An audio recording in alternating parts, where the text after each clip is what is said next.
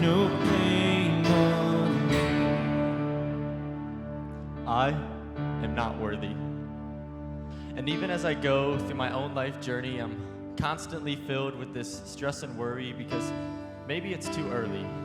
Or I should just wait until I'm 30 to talk about this controversy that surrounds God and his greatest act of mercy that this world has ever seen.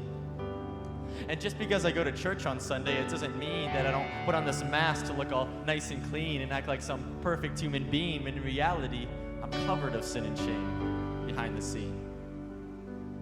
And when people act all perfect, I kind of laugh because honestly, we're all broken people with a sinful past.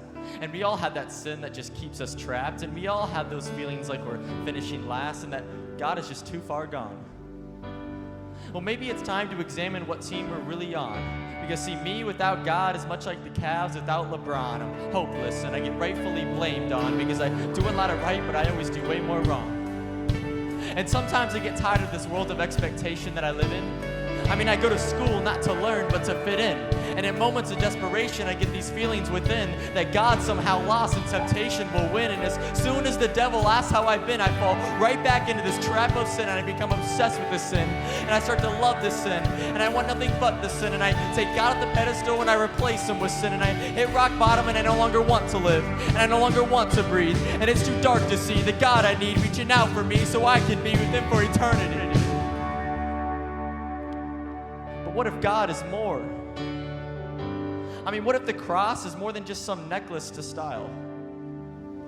And what if Bible verses are more than just a cute Facebook bio? And what if these emotions of feeling alone root from the fact that we idolize our phone and we forget to let God endure in our home, and we forget that David didn't just defeat Goliath with a stone. He defeated him with a faith in a God who's so much greater than his own. And so I opened up God's word.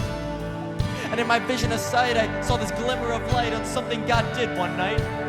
You see, he sent his son so he could reach out his hand and I could grab on and finally stand and do all the things that God demands, and I can finally experience his love firsthand, and I can talk to him every day. I don't need a pope because Jesus Christ is my living hope.